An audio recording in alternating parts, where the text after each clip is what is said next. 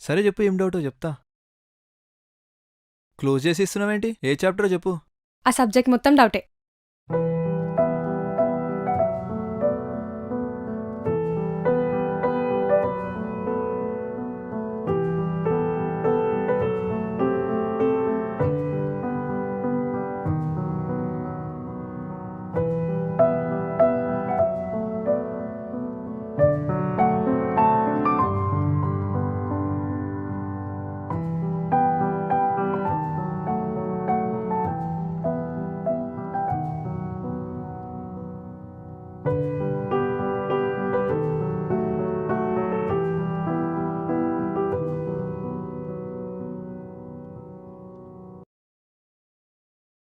వింటున్నావా అసలు?